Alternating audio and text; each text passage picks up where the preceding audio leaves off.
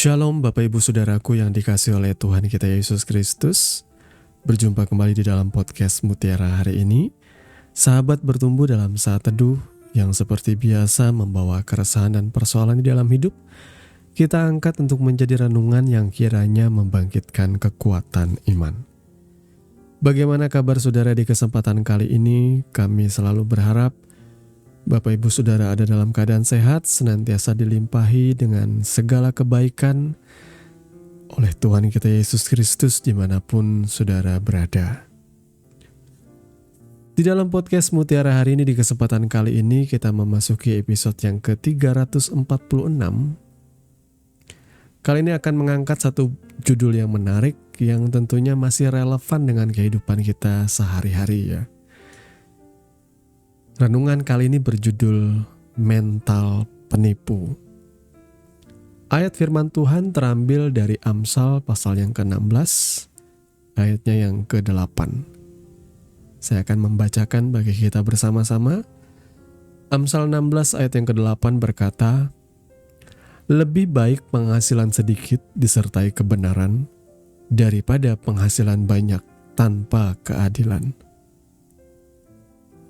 Sebelum kita sama-sama merenungkan kebenaran firman Tuhan ini, mari terlebih dahulu saya mau mengajak Bapak Ibu Saudara untuk kita bersama-sama merendahkan hati dan berdoa.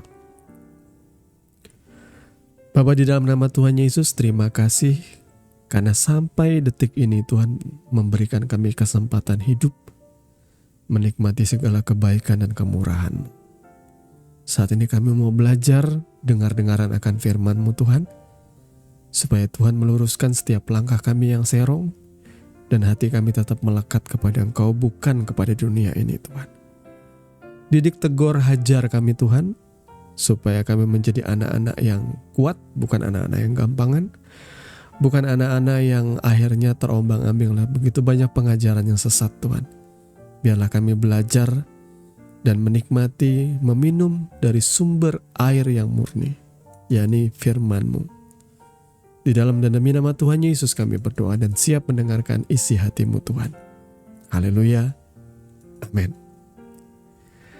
Bapak Ibu Saudaraku yang dikasihi oleh Tuhan kita Yesus Kristus.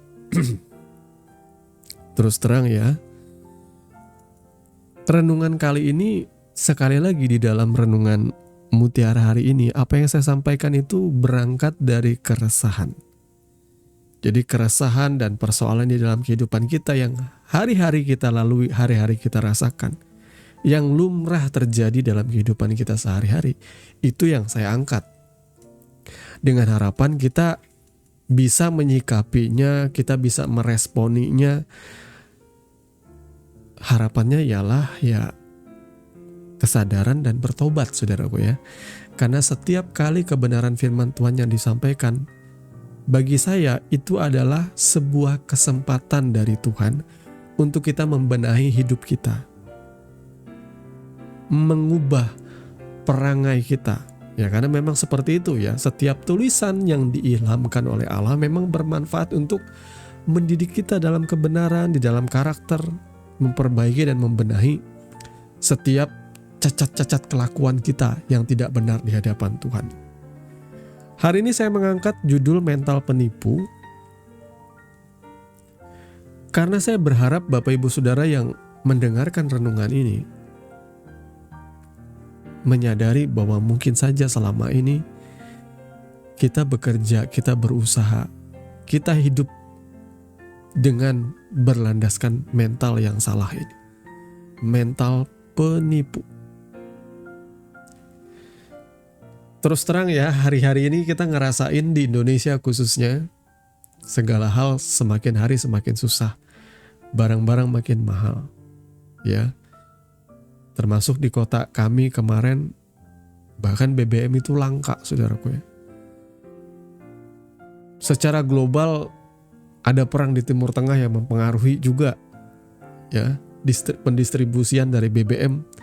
Bahkan ada isu-isu kenaikan dari harga BBM, kenaikan harga bahan pokok pun pasti akan mengikuti kenaikan BBM. Yang belum naik aja orang sudah pada naikin, saudaraku ya. Saya berharap Bapak Ibu Saudaraku di tengah kesulitan ini, saudara jangan fokus cuma pengen marah-marah kepada pemerintah. Terlepas dari pemerintah itu benar atau salah. Tapi sekali lagi, kita tetap akan menjalani kehidupan yang kita rasakan hari-hari ini. Dari masa ke masa, setiap orang percaya pasti akan merasakan yang namanya ketidakadilan, kesulitan hidup. Namun marilah respon kita yang paling utama ialah bersandar berharap hanya kepada Tuhan, saudaraku. Supaya jangan kita mengisi kehidupan kita dengan keluh kesah, dengan protes kepada pemerintah, tapi kita mulai kehilangan iman kita mulai lebih terfokus kepada hal-hal yang di luar sana. Mari, saya mau mengajak Bapak Ibu Saudara di tengah-tengah kesulitan kehidupan ini, kita semakin sungguh-sungguh berdoa di hadapan Tuhan. Mohon pimpinan, mohon penyertaan Tuhan. Karena saya percaya tiang awan dan tiang api, secara rohani penyertaan Tuhan itu, penyertaan Roh Kudus itu nyata dalam hidup kita. Ungkapkan setiap keresahan hatimu, ungkapkan setiap keluh kesahmu yang pertama-tama kepada Tuhan. Kalau engkau marah kepada pemerintah, ungkapkan itu dalam doamu kepada Tuhan. Ketidakpuasanmu tentang ini, itu dan sebagainya. Nanti Tuhan akan berikan engkau hikmat dan pengertian. Dan percayalah, saudara tidak perlu sampai repot-repot ribut mengurus segala hal yang di luar kemampuan dan otoritas saudara. Lebih baik fokus kepada apa yang di depan mata, membahagiakan keluargamu, bekerja begitu rupa dengan penuh tanggung jawab. Nanti Tuhan pasti akan bukakan pintu berkatmu mengalir di mana-mana, saudaraku. Bagi orang yang meresponi dengan cara yang keliru, mereka khawatir, mereka cemas, mereka marah-marah. Akhirnya mental yang timbul bukan lagi mental berintegritas yang baik, yang sesuai firman Tuhan, tapi malah menjadi mental orang yang ingin cepat untung, tapi dengan cara yang tidak adil, dengan cara yang curang, atau yang saya sebut di judul renungan kali ini ialah mental penipu. Pengennya sedikit kerja banyak hasil. Contohnya apa? Ya orang korupsi. Maaf kata ya. Orang korupsi. Beberapa orang yang bekerja di dalam dunia pemerintahan ada yang cuma tidur-tiduran pada waktu rapat. Tapi gaji tunjangannya jalan terus besar. Terus terang kita juga marah ya. Tapi kita nggak pengen punya mental seperti itu. Pengennya punya usaha tuh sedikit modal, untung besar. Bahkan kalau perlu menipu sedikit, katanya sedikit-sedikit kan tipuannya jadi bukit, saudaraku ya, itu pepatah lama. Sedikit-sedikit katanya jadi bukit. Ya kalau nabung, kalau nipu, Tuhan itu tidak buta, saudaraku. Saya selalu mengencourage diri saya, ya, menyemangati diri saya. Bahwa kejujuran yang kita lakukan, integritas yang selama ini kita pegang sesuai dengan firman Tuhan, walaupun tidak ada orang yang melihat, walaupun kelihatannya kita tuh lambat, kata orang sih progres kesuksesan kita tuh lambat, pelan, tapi itu lebih baik, saudaraku, karena bagi saya itu membentuk mentalitas kita. Kita percaya bahwa Tuhan Allah kita yang memegang kendali atas seluruh alam semesta ini. Kita percaya bahwa Tuhan berdaulat dalam hidup kita ini. Maka saya lebih suka memilih jalan hidup yang berintegritas dan menyukakan hati Tuhan. Ya, di dalam Alkitab saya sudah pernah bahas tentang integritas seorang Yusuf, anak dari Yakub ya. Yusuf ini anak dari Yakub, dari istri yang dia sayangi. Dia bisa menjadi orang kepercayaan Firaun, tidak lantas sekonyong-konyong seperti itu. Dia mengalami kesulitan-kesulitan kehidupan, di mana orang akan berpikir, oh orang ini gagal, oh orang ini kena kutuk, oh orang ini hidupnya aduh kasihan deh. Tapi kesabarannya, integritas itu gimana sih saat dia masuk dalam penjara, bisa-bisanya dia dipercaya oleh sipir penjara. Sipir penjara itu tidak mungkin mempercayakan orang kalau dia tidak punya integritas dan bekerja sungguh-sungguh, bekerja dengan baik, tidak hitung-hitungan. Saudara yang bekerja hari ini dimanapun saudara berada, dipercaya sama bos, sama atasan, kamu disuruh kerja, semua kerjaan dipercayakan kepada engkau, bersyukur. Ada orang yang mengeluh, oh pak, gak bisa, ini bukan desk job saya. Apa istilah zaman sekarang ya? Ada istilah zaman sekarang dalam dunia pemerintahan bahwa itu bukan pekerjaan saya, tidak seharusnya saya kerjain itu. Kalau orang sudah mulai ngomong seperti ini, oh jangan harap kamu bisa dipercaya oleh atasan lagi. Karena bagi saya, kalau saudara dipercaya itu artinya saudara berintegritas, saudara ulet, saudara tekun, dan pekerjaannya saudara yang dipercayakan kepada saudara itu selalu selesai. Capek, lelah itu mungkin kau bisa hitung-hitungan, tapi ingatlah, Tuhan tidak buta. Dalam pandangan mata Tuhan, value-mu itu meningkat. Karena engkau tidak jadi pemalas, kau tidak jadi hitung-hitungan. Engkau jadi orang yang punya mental pekerja keras. Negara kita ini terus terang Bapak Ibu Saudara tidak akan pernah bisa maju kalau rakyatnya tidak bermental pekerja keras. Saya ada banyak nonton di YouTube yang bagi saya itu menginspirasi ya. Kisah mengenai ada orang-orang Indonesia yang di tahun 90-an bekerja di Tiongkok. Ya, Tiongkok itu China ya, yang di luar Hong Kong. Hong Kong kan persemakmuran Inggris. Jadi China pada waktu dulu itu tertinggal kalau dibandingkan dengan Indonesia. Sampai mereka meminta bantuan dari Indonesia dan pengusahanya pergi ke sana. Dan akhirnya membantu dalam hal pengadaan seperti sapi perah dan pokoknya seperti itulah saya tonton ya. Sampainya bergerak maju, tapi mentalitas orang-orang di sana ialah pekerja keras. Maka saudara tidak usah heran, tidak usah kaget. China, Tiongkok, Jungkok kata orang tuh majunya luar biasa sekarang. Pembangunan transportasi itu digenjot banget. Dari kota ke kota lain itu pasti ada yang namanya kereta api. Saudara ya, pasti ada jalan-jalan untuk membuka keterisolasian ya, sehingga jualan dari pedalaman itu bisa berjalan dengan lancar, ekonomi lancar dengan adanya transportasi yang lancar. Itu yang luar biasa ya.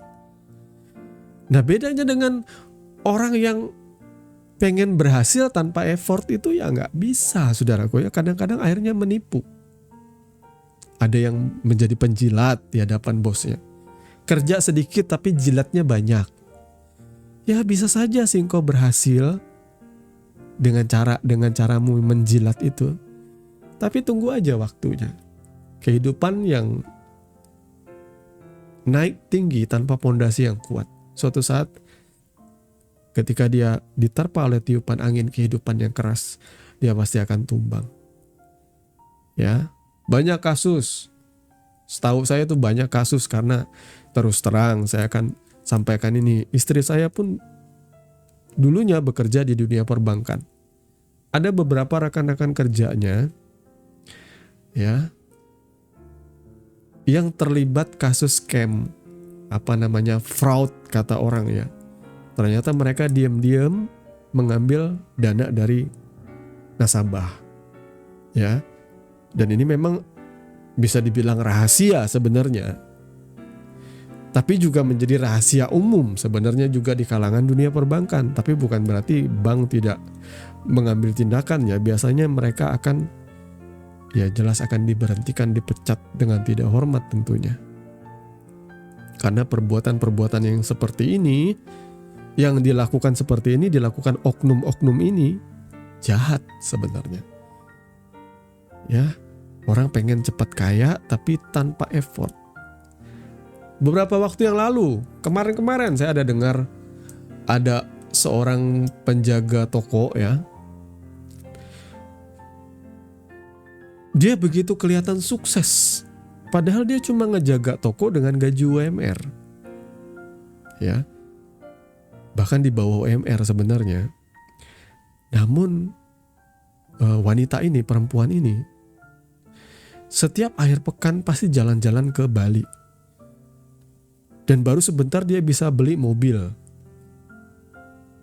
Akhirnya atasannya di toko itu bingung, ownernya bingung, kok dia bisa-bisanya seperti itu ya.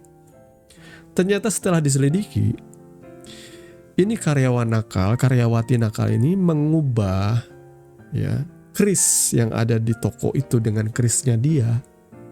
Sehingga dana itu masuk dari transaksi itu sedikit-sedikit aja dia tilep masuk ke dalam rekeningnya.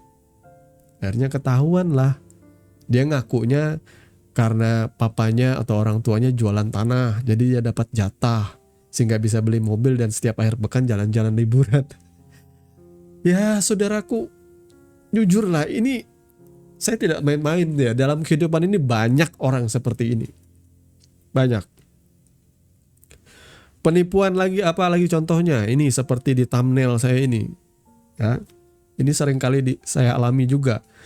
Misalnya saudara datang ke sebuah bengkel. Lalu sebenarnya kerusakannya itu simpel.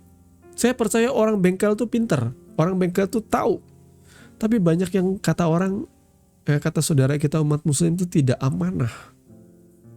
Banyak gak? Yang ketika orang datang ke bengkel sebenarnya masalahnya itu simpel. Ya.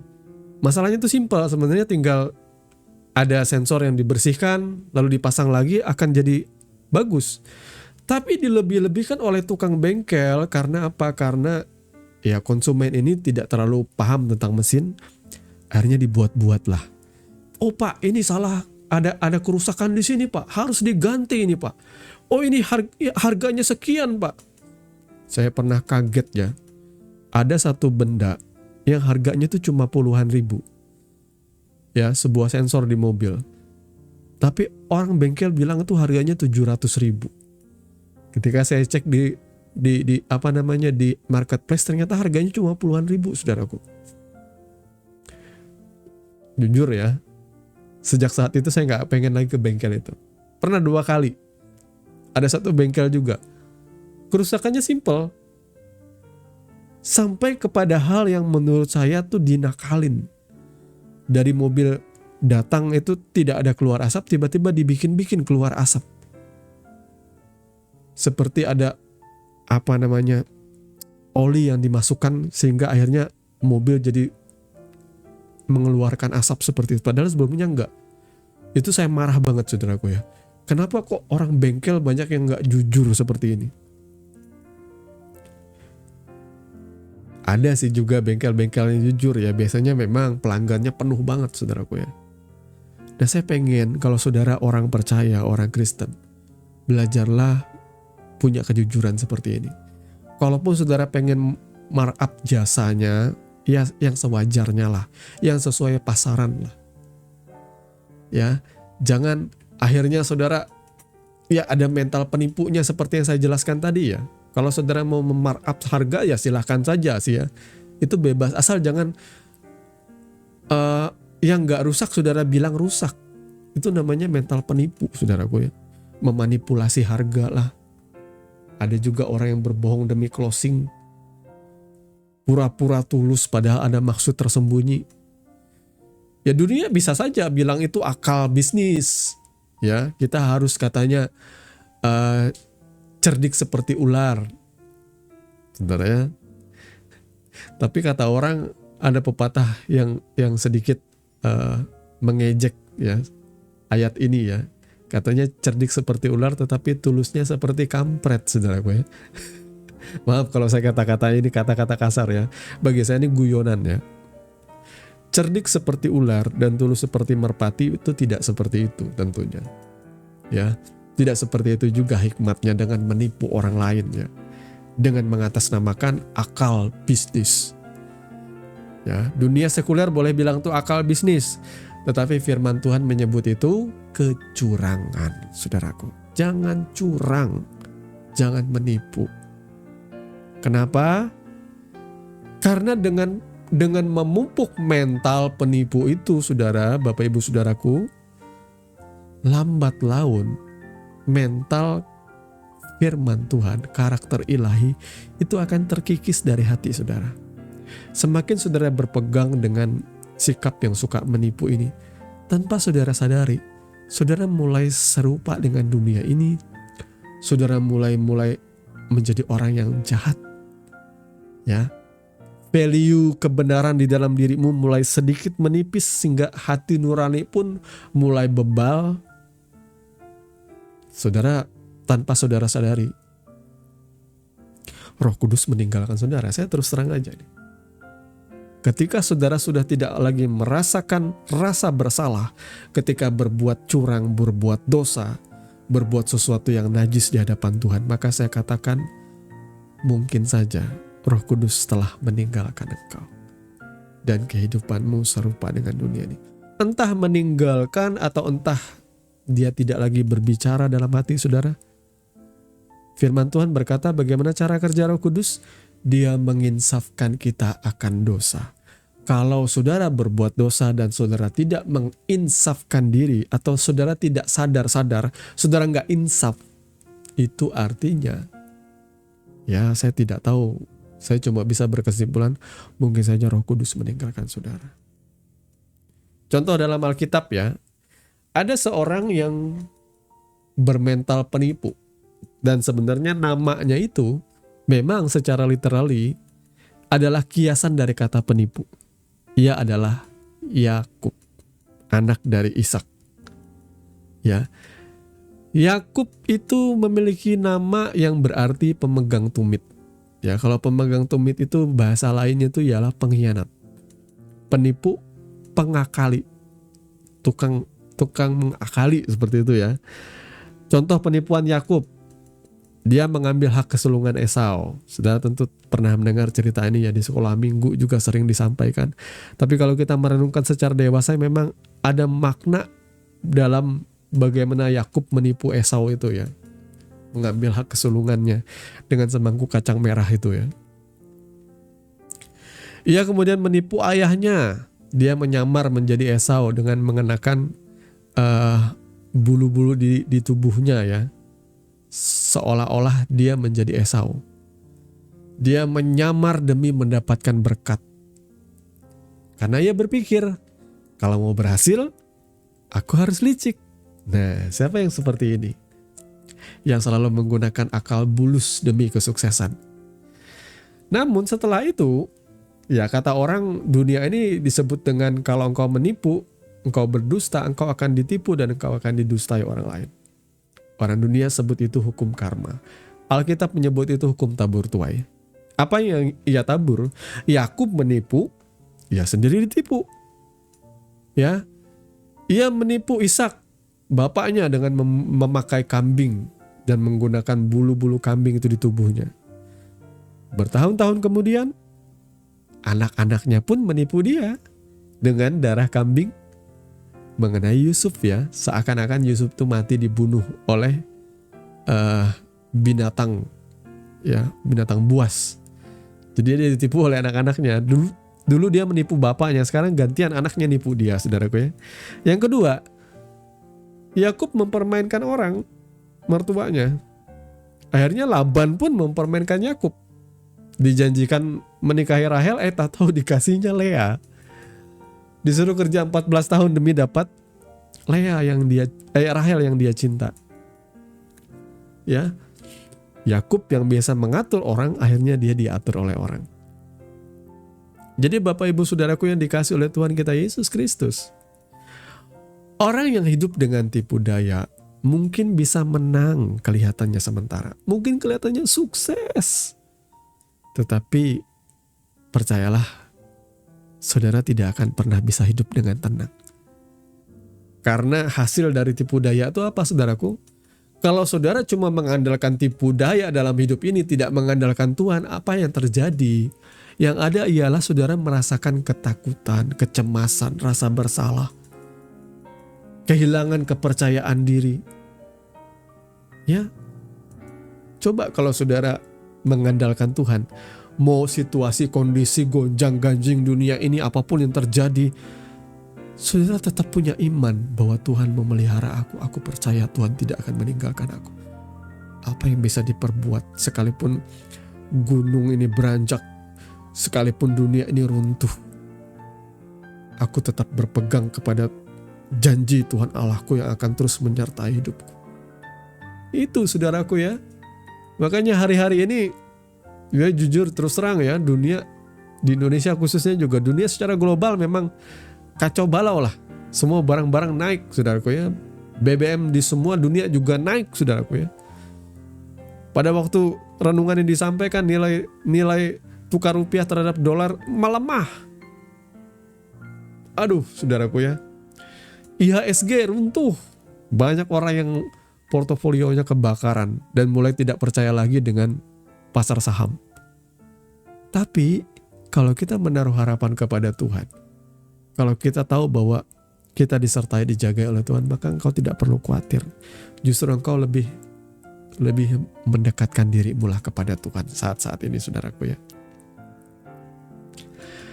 Mari Bapak Ibu Saudaraku, tinggalkan cara hidup yang tidak adil dan suka menipu ini. Ya, yang bekerja sebagai pedagang, kalau engkau jualan sayur, jualan buah, jualan apapun, beras, ya, bawang, sembako lah, apapun itu saudaraku ya. Timbanganmu harus jujur, jangan mendustai orang lain. Timbangannya dikurangin, tidak presisi, saudara ya. Jadi kalau ada orang beli diberat-beratin, ya, pokoknya curang, itu jahat. Walaupun ya orang pembeli itu tidak tahu, tapi belum tentu juga pembeli itu kadang tahu saudaraku. Kayak saya contohnya ya. Saya punya timbangan digital di rumah. Kalau seandainya saya pergi ke sebuah warung, kemudian ketika ditimbang kok kayaknya nggak masuk akal timbangannya, kok dapat dikit ya. Saya timbang di rumah, betul kurang sekitar 100 atau 200 gram. Bagi saya setelah itu saya nggak akan pengen lagi ke tempat itu. Nah saudaraku, ada konsumen yang akan kritis seperti ini. Ya, ketika saudara berbuat curang, dia nggak akan balik lagi ke situ, saudaraku ya. Ya, jadi mari Bapak Ibu Saudaraku yang dikasih oleh Tuhan kita Yesus Kristus, mari kita belajar setia dalam perkara kecil.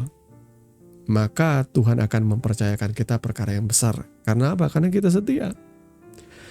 Integritas itu diuji bukan saat kita kaya, tetapi justru saat ada kesempatan kita untuk berbuat curang. Apakah engkau tetap jujur atau tidak? Ya, perhatikan yang bekerja di dunia pemerintahan birokrasi. Kata orang ada istilah yang namanya korupsi berjamaah. Kalau saudara menjadi orang percaya, saudara nggak mau ikut-ikutan. Biarpun saudara tidak dikasih atasanmu karena engkau jujur. Ya ada juga ya seperti itu. Ada juga bawahan yang jujur berintegritas, atasanmu nggak suka dengan engkau karena engkau nggak bisa diajak kong kali kong, nggak bisa diajak curang, ya nggak apa-apa, nggak dipromosikan juga nggak apa-apa, karena Tuhan sekali lagi menilai engkau tinggi, kau punya value di mata Tuhan, kau punya nilai berharga di mata Tuhan. Tunggu aja waktunya. Ya seorang seperti Yusuf aja masuk dalam lubang tutupan, Alkitab katakan masuk di dalam penjara, di dalam bawah tanah itu, di mana kakinya itu disegel, ya, diborgol kata orang. Nggak ada harapan loh. Tapi kalau Tuhan berkenan dengan seseorang, karena dia jujur, karena dia punya value di hadapan Tuhan, berintegritas, tunggu waktu aja lah Tuhan.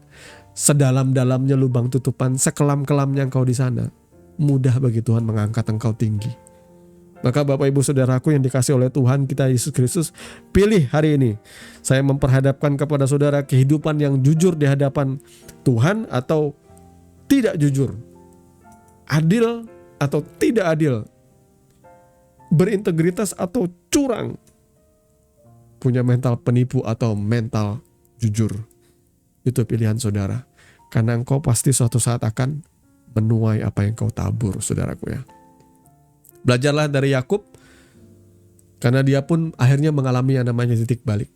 Dari seorang penipu, Tuhan memproses kehidupannya sampai ia bergumul dengan Tuhan. Dan namanya akhirnya berubah dari Yakub diganti menjadi Israel, yang artinya Pangeran Allah, Bapa dari umat pilihan Tuhan. Bapak Ibu Saudaraku, mari kita berubah dalam karakter, berubah dalam cara bekerja, berubah dalam cara mencari uang, berubah di dalam pelayanan. Jangan uang terus di dalam melayani pekerjaan Tuhan. Itu artinya kau juga penipu. Jangan menjadikan pelayanan sebagai produk untuk mencari cuan atau keuntungan. Mari beritakan Injil dengan jujur, saudaraku ya. Karena saya hari-hari melihat kalau ketika pelayanan cuma dijadikan kedok untuk meraup keuntungan, biasanya tidak memiliki power yang kuat di dalam berita Injilnya, lemah. Tidak mengena, jemaatnya pun jadi lemah, mencela-mencele, ya. Tidak punya mental militan kata orang, tidak sungguh-sungguh, sedikit digocek aja sama harta, sedikit pindah keyakinan, digocek oleh pria wanita yang menarik, yang cantik, tampan, pindah keyakinan. Kenapa? Karena gak punya dasar yang teguh. Kenapa? Karena pengajarannya mencela-mencele, tidak punya dasar yang kuat mengajarkan tentang firman Tuhan. Zaman saya dulu, saya ingat saudaraku ya, ketika bertobat lahir baru, kita diajar mencintai firman Tuhan. Zaman sekarang kita diajar kaya, sukses di gereja dengan cara instan, menabur sebanyak-banyaknya. Aduh, orientasinya sudah keliru. Berita Injil dilemahkan dengan Injil kemakmuran. Akhirnya apa? Ya, mentalnya lemah-lemah semua hari-hari ini saya lihat. Tidak ada yang militan, saudaraku ya. Bapak Ibu Saudaraku yang dikasihi oleh Tuhan kita Yesus Kristus, Tuhan kiranya memberkati kebenaran firman Tuhan yang disampaikan hari ini. Semoga saudara tidak buru-buru tersinggung. Mari diremah baik-baik, diresapi dan dinikmati. Kalau ada yang mengena di hati saudara, saudara doakan di hadapan Tuhan. Dan hiduplah di dalamnya. Tuhan memberkati kebenaran firman-Nya, dan mari kita berdoa. Bapa, di dalam nama Tuhan Yesus, terima kasih karena Kau telah mendidik dan mengajar kami, dan di kesempatan kali ini Tuhan, kami bersyukur Tuhan mengingatkan kami supaya kami boleh menjadi pribadi-pribadi yang berintegritas, yang jujur, yang adil, bukan yang curang, bukan yang memanfaatkan kesempatan untuk melakukan hal yang menyakiti hati Tuhan. Kami mau jujur di hadapan Tuhan, jujur di hadapan manusia juga, tidak mencari keuntungan dengan cara-cara yang salah. Berikan kami mental yang seperti ini Tuhan. Mental yang berakar dari kebenaran firman-Mu, karakter Kristus mengalir dalam kehidupan kami. Terima kasih Bapa, kami mengucap syukur. Kami mau senantiasa melekat kepada pokok anggur kami yang benar, supaya kami boleh berbuah dan buah kami menyukakan sesama kami dan memuliakan Tuhan. Di dalam nama Tuhan Yesus Kristus kami berdoa dan mengucap syukur. Haleluya. Amin. Saudaraku yang dikasihi Tuhan, saudara sudah mendengarkan kebenaran firman yang kiranya boleh menjadi dasar dan kekuatan di dalam setiap kehidupan saudara. Sampai bertemu lagi di podcast Renungan Firman Mutiara hari ini yang berikutnya. Kasih karunia menyertai saudara sekalian. Shalom.